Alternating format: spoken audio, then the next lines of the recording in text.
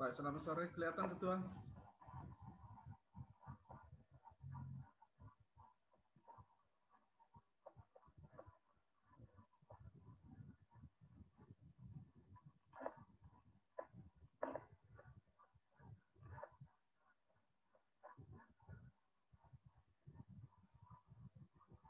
Kelihatan paparannya Ketua?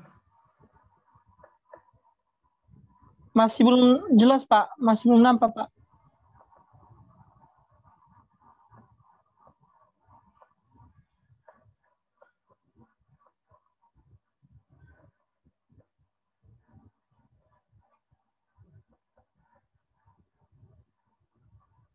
Sudah? Sudah, Pak. Sudah, Pak.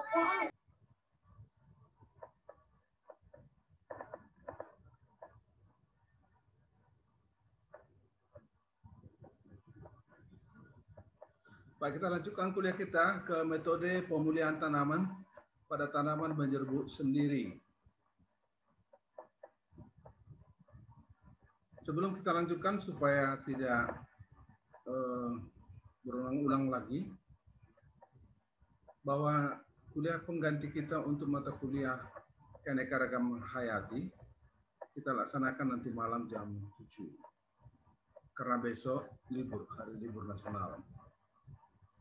Kemudian kuliah pengganti pemulihan tanaman yang libur yang lalu, kita akan ganti kalau nggak hari Rabu, hari Kamis. Nanti akan saya lihat waktunya.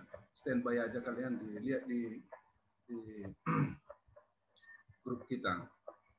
Sebenarnya kita rencanakan hari Selasa ini, tapi saya lupa bahwa hari Selasa ini adalah hari libur nasional.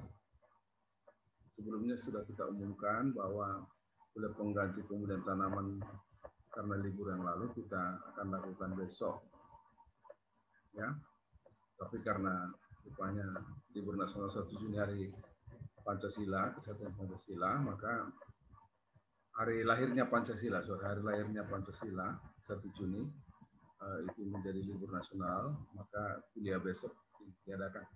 Tidak elok, tidak etis kalau kita melaksanakan kegiatan pada hari lahirnya Pancasila tersebut. Baiklah, kita bicarakan dulu beberapa istilah. Kita sering mendengar varietas. Disebut juga kultivar. Kultivar ini kependekan dari cultivated variety. Kalau di bahasa Indonesia kan varietas yang dibudidayakan.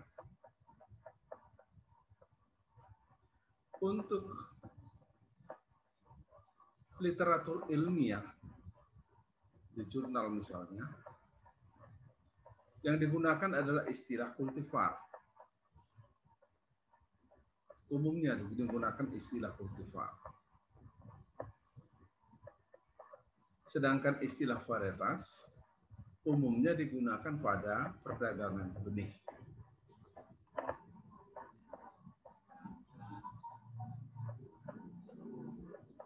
Jadi jangan salah menggunakan.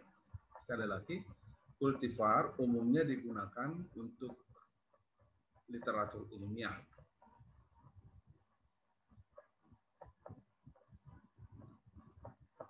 Sedangkan varietas umumnya digunakan untuk dunia perdagangan benih.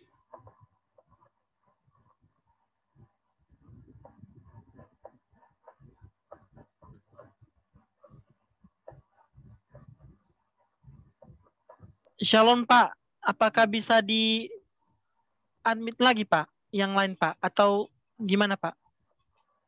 Udah admit all. Udah. Baik, Pak.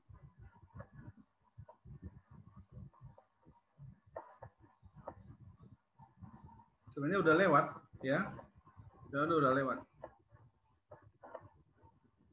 Oke, jadi tidak lagi, udah lewat 10 ini ya. Udah keterlaluan kalau oke. Udah lewat 10, biasanya kita hanya lewat 5. Oke. Kita lanjutkan, tidak ada lagi yang bisa masuk ya. Jadi terganggu. Saya jadi terganggu, stop.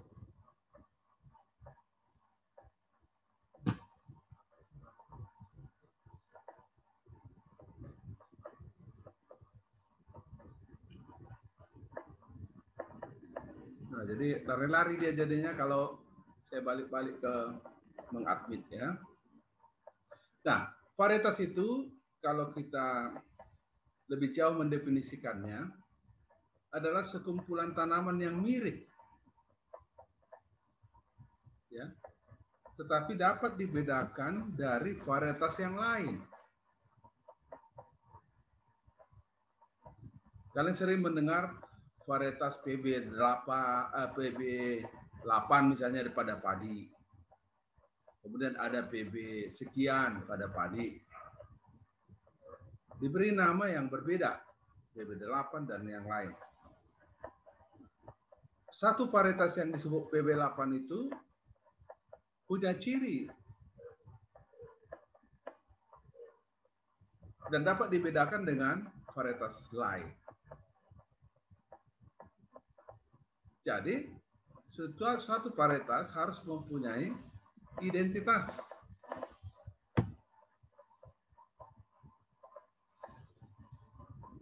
Identitas itu penciri varietas tersebut yang membedakannya dengan varietas lain.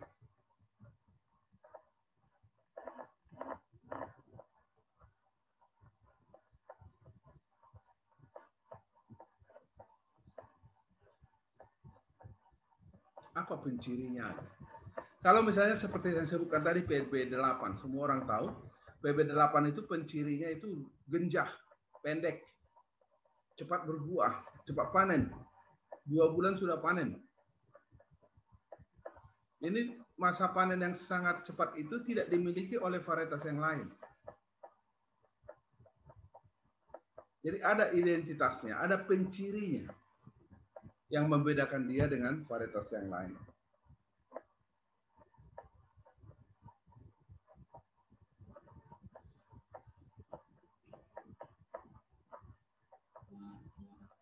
Yang kedua adalah, pembeda yang kedua adalah reproduksibilitas.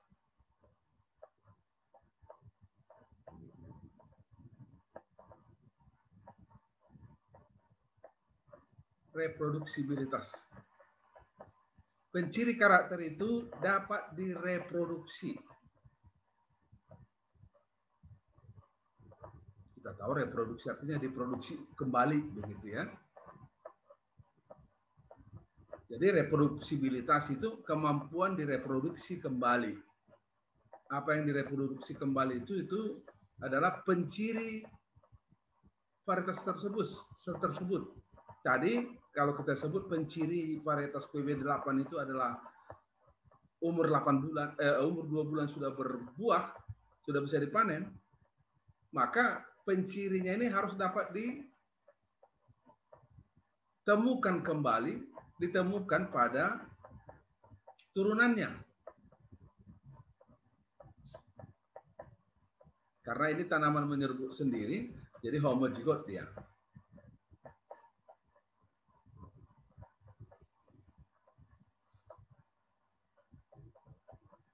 Atau kalau disebut ini PB8, maka harus bisa berbuah 2 bulan. Tahun depan misalnya ada penjual benih mengatakan ini 2 bulan, ini PB8. Maka kalau ditanam benih itu, maka dalam 2 bulan dia sudah harus bisa dipanen. Jadi dapat diproduksi kembali ciri yang kita sebut identitas tadi.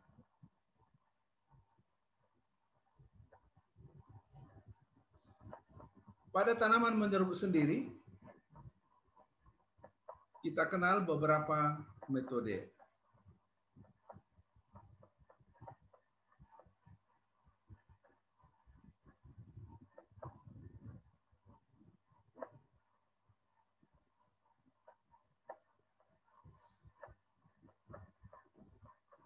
Kita masuk metode pemulihan tanaman pada tanaman menyerbuk sendiri.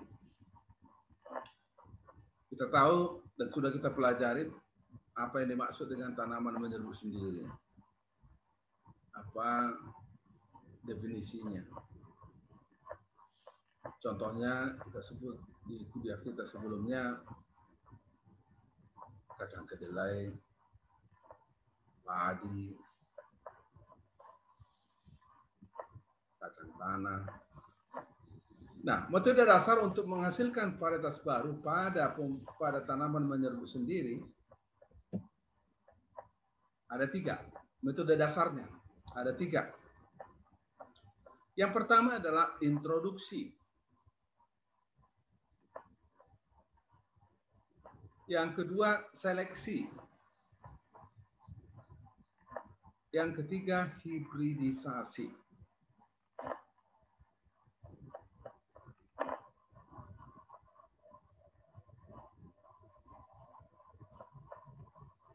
Apa yang dimaksud dengan introduksi?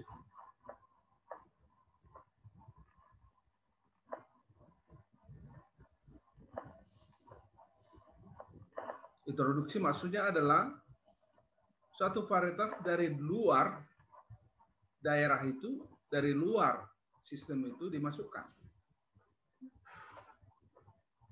Diperkenalkan. Contohnya tadi, varietas padi PB8 itu sangat terkenal tahun 70-an ya. Itu diimpor dari Filipina. Dari Los Banos, Filipina.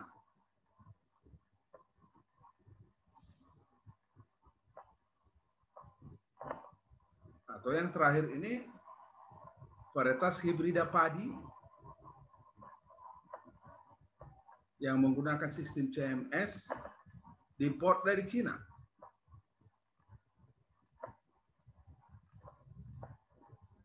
Jadi kita introduksi varietas itu dari luar negara kita ke dalam negara kita.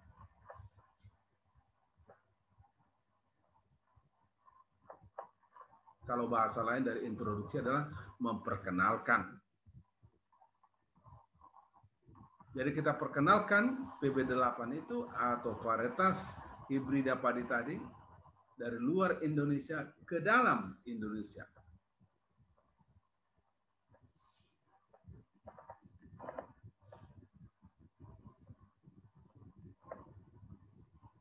Itulah metode dasar yang pertama. Metode dasar yang kedua adalah seleksi.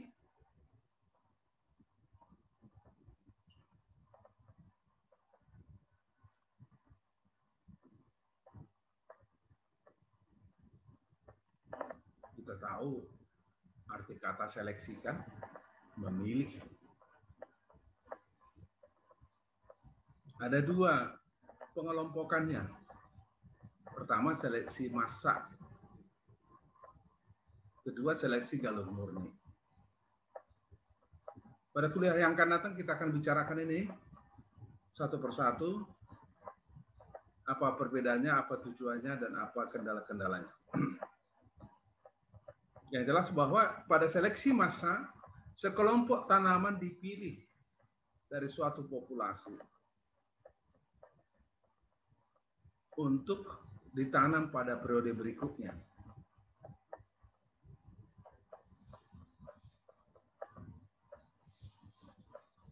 Sedangkan seleksi galur murni, ya galur murni yang akan dihasilkan.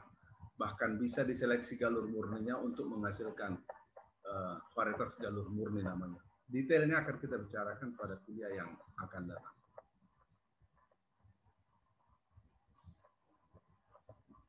Yang ketiga adalah hibridisasi.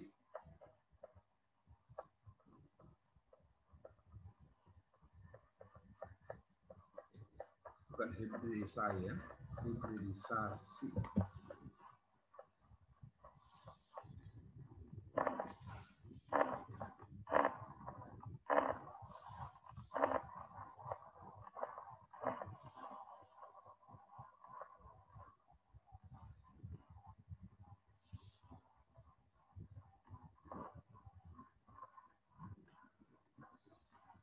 Nah, yang kita masuk dengan hibridisasi adalah perkawinan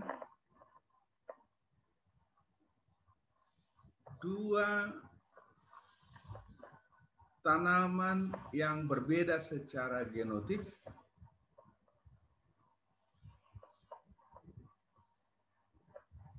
dan menumbuhkan turunannya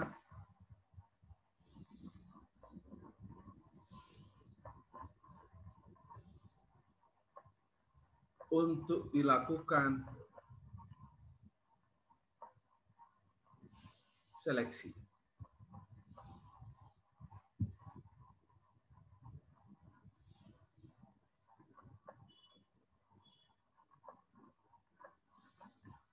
Jadi, dalam definisi ini, hibridisasi itu mencakup pemilihan tetua, lalu mengawinkan dua tetua itu, lalu biji-bijinya ditanam.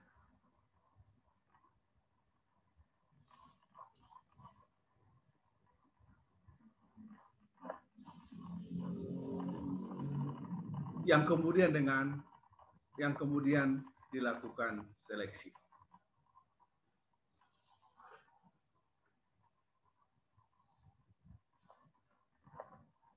Nah, setelah hibridisasi itu dengan demikian diterapkan metode seleksi.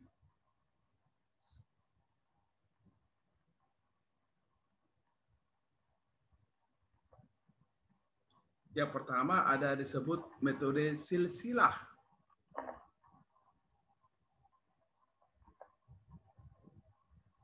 Atau bahasa Inggrisnya pedigree selection method.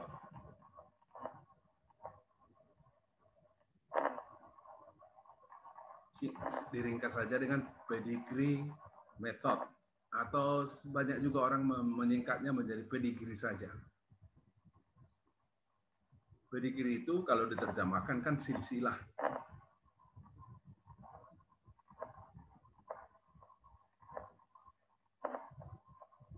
Jadi setelah ditumbuhkan tadi, hasil persilangannya itu, biji hasil persilangan itu, dilakukanlah. Kalau mau dilakukan metode silsilah, atau metode curah, atau metode turunan satu biji, atau metode persilangan balik.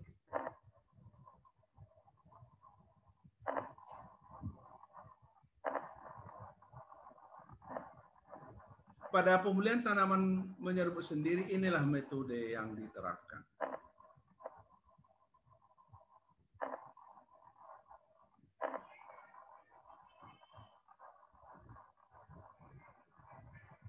Metode silsilah disebut metode pedigree.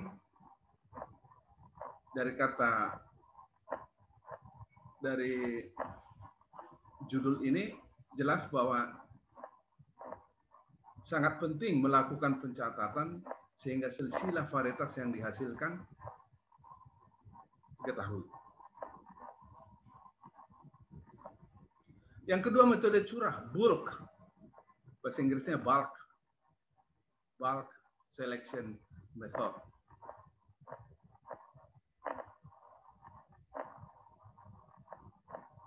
Yang ketiga adalah metode turunan satu biji, single seed descent. Kalau yang nomor 2 tadi, sekumpulan biji dikumpul untuk ditanam. Lalu lakukan seleksi. Itu cirinya. Yang ketiga, metode turunan satu biji itu cirinya adalah yang dipilih adalah satu biji dari satu tanaman. Seleksi satu biji dari satu tanaman. Yang keempat adalah metode persilangan balik. Ini artinya adalah pada persilangan itu selalu dikawinkan dengan tetuanya. Turunannya dikawinkan dengan tetuanya. Turunannya dikawinkan dengan tetuanya. Nah, ini tentu nggak bagus untuk manusia, tapi untuk tanaman nggak ada masalah. Anaknya kawin dengan orang tuanya. Ini pada tanaman. Tujuannya nanti ada. Nah, satu persatu nanti ini akan kita bicarakan pada kuliah yang akan datang dengan lebih detail.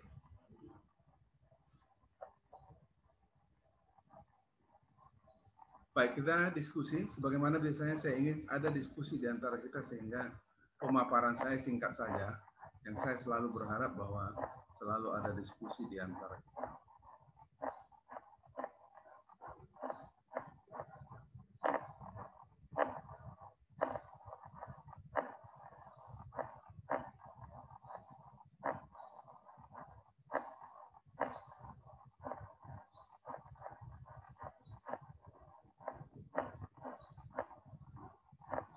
Silakan kalau ada yang ingin bertanya.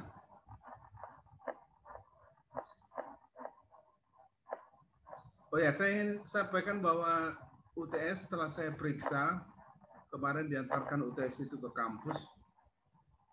Hari Sabtu yang lalu, maksud saya diantarkan hard copy dari UTS itu ke kampus, tapi kampus tutup karena ada pegawai Nomensen yang mati meninggal dunia karena COVID-19. Jadi harus disemprot kampus hari Sabtu yang lalu. Sehingga juga sampai hari ini kampus tutup, tidak boleh ada orang masuk karena kampus disterilisasi. Sekali lagi, karena kita berduka ada satu pegawai Nomensen yang meninggal karena COVID-19. Jadi adik-adik sekalian, COVID itu nyata, jangan anggap enteng. Taruhannya nyawa. Saya pun dengan anak-anak, dengan ibu, kalau terpaksa keluar rumah, itu karena terpaksa tidak dapat dihindari. Karena tujuan dan tugas tertentu. Sepanjang masih bisa tidak keluar, tetap saya dan ibu berada di rumah dan anak juga berada di rumah, putri saya. Taruhannya nyawa. Serius ini COVID-19 ini luar biasa mengerikan. Kalau ada orang yang anggap enteng terhadap COVID ini, terserah dialah. Kalau kalian membawa virus ke rumah, ingat bahwa orang tua kita lebih lemah dari kita. Oke. Ada pertanyaan? Jadi mudah-mudahan nanti hari Rabu atau hari Kamis itu sudah saya sampaikan ke fakultas. Coba cek nilai masing-masing. Ya, ada masa komplain. Saya hanya berikan 2 minggu kalau ada mau komplain, mau menyanggah. Tapi ingat selalu adik-adik, boleh jadi saya salah memasukkan nilaimu.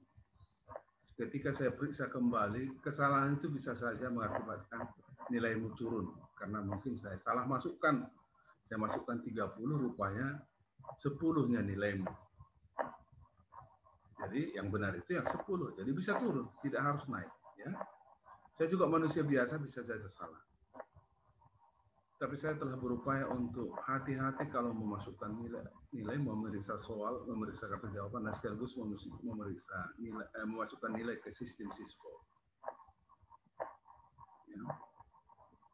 Tapi sekali lagi, boleh jadi saya salah masukkan. Tapi kesalahan itu bisa berakibat pada turunnya nilai kalian. Bisa juga saya salah masukkan. Saya masukkan 30, padahal sebenarnya karena saya salah mengetik, ya, seharusnya 40 gitu ya, karena angka 3 dan 4 ada di samping keyboard ya. Jadi seharusnya 40 tapi terketikku 30. Boleh jadi. Tapi bisa juga saya masukkan 30 yang sebenarnya 20 karena angka 2 ada pas di samping angka 3 itu. Jadi sarupa do turun nado nakok nado tuat nak kata orang Batak ya, sama saja naiknya dengan turunnya. Artinya risikonya ada, naik ada turun.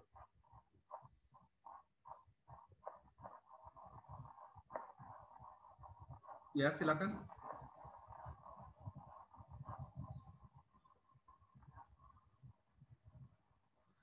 Kuliah keberapa kita ini, Ketua? Kalau nggak salah Pak, kuliah ke-11 Pak. Hah? Kuliah ke-11 Pak. Kuliah ke-11 ya, masih ada 3 kali lagi. Cukup untuk 2 metode itu ya. Karena berikutnya akan cepat kita. Baik, kalau nggak ada yang bertanya, sekali lagi strategi saya ingin aktif kalian. Saya hanya menyampaikan paparan sekitar 20 menit. Setelah itu kita berharap diskusi. Karena sesuai dengan ketentuan ya memang jangan memamah piak ini. Jangan memamah aja kuliah itu. Selain karena memang Zoom hanya ada waktu 40 menit diberikan. Baiklah, terima kasih atas perhatian kalian. Sekali lagi nanti malam jam 17, jam 19 kita kuliah keanekaragaman hayati dan pemulihan tanaman akan kita kuliah penggantinya akan kita umumkan hari Rabu atau hari Kamis melihat situasinya ya. Standby aja kalian toh pakai apa istilahnya pakai internetnya kita pakai Zoom. Jadi mana-mana pun kalian bisa mengikuti kuliah tersebut. Baik, selamat sore, sampai ketemu lagi nanti malam untuk keanekaragaman hayati. Jaga kesehatan, nyawa taruhannya. Oras menjuah-juah, juah-juah, jahobu.